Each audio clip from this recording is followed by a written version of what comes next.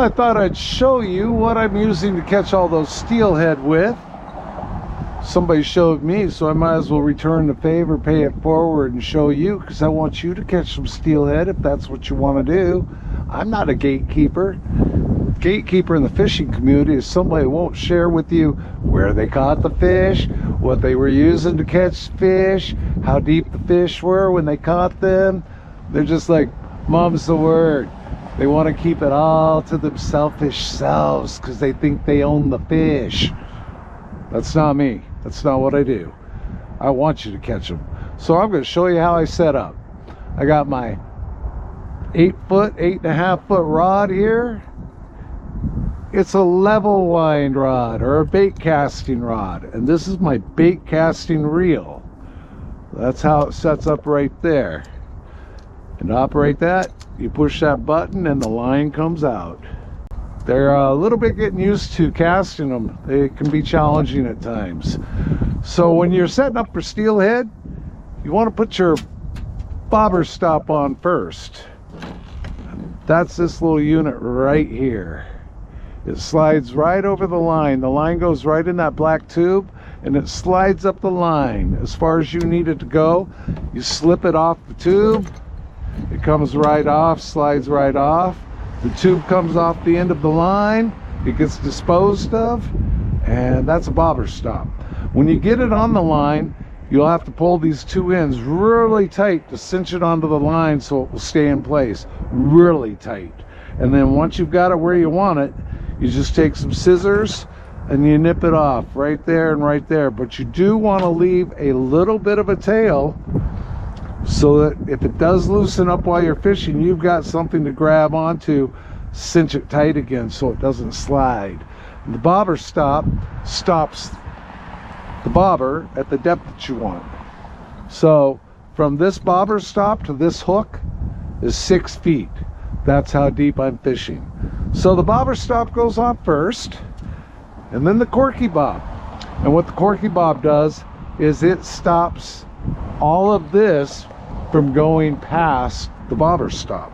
So your corky bob goes on, and then you put on your bobber.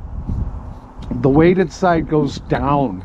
So there's weight on this one right here, and there's weight built into this one. So you'll put the top of the bobber in first and slide it up with your corky bob on top of that. Corky bob also helps you indicate whether your bobber's upright and working right, or if it's sideways and not working right. The next step is your weight. It's a slide weight right there. See that? This little number right here, it slides up underneath the bobber. This is a number 8. It's been working quite well for me. And then you've got this little bead right here. Comes in a package, and you put that bead on and it stops everything from getting stuck on your barrel swivel. And that's next. So this is your main line, and you tie a barrel swivel to the end of it. And then from the bottom of this swivel, you've got your leader with a hook on the end of it. Remember, this hook is 6 feet away from this bobber stop right here. So this is a barbless hook, and where I'm fishing, there's a regulation that you have to fish with the barbless hook. That makes it a lot more challenging to catch that fish, because this hook can slide in and out. You've got to keep tension on it, keep a tight line when you're reeling in these steelhead and these salmon using this technique. So what you do to create a barbless hook, because they don't really make them, you come on, you find the barb right there, you take your pliers, you grab, you pinch down onto that barb, and then you roll that hook back and forth. And what that will do is it will pinch that barb right down onto the hook, so it just slides right off. Nothing to get stuck there. Gives the fish a better chance of getting away. Makes it a little bit more sporty. So this is a Gamakatsu number 6 hook, and that's what I use. So this, my leader is about 18 inches long. I got my barbless hook, and then it's time for the bait. I'm using Looney Coonies. I've tried other ones, but this by far is the best. I won't even fool with another brand of shrimp anymore. There's no point. This one's catching me all the fish. So I'll show you what I do with that shrimp, and I'll get my hands all pink for you, pinker than they are, by showing you how to do this. You take your little shrimp, you put it on there any way you want.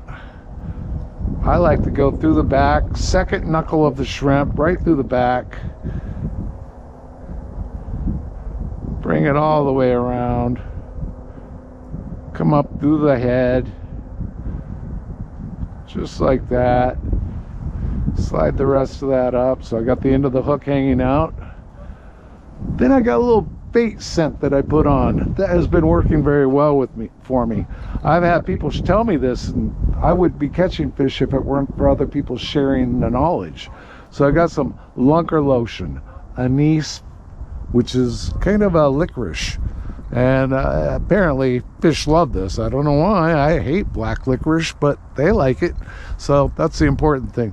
So what I do is I put a little anise gel, lunker lotion from Atlas Mike's, that's a company, and I spread it all over one side of that shrimp, just like that.